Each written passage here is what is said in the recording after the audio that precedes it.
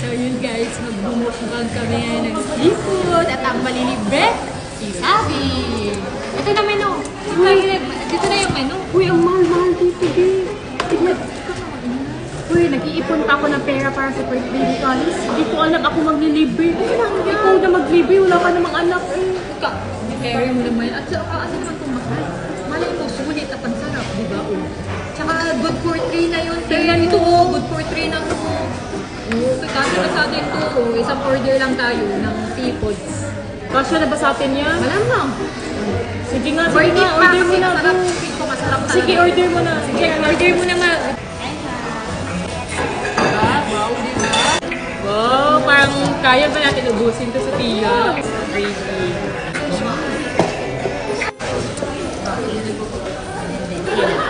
Lemon ba? Ayos lang.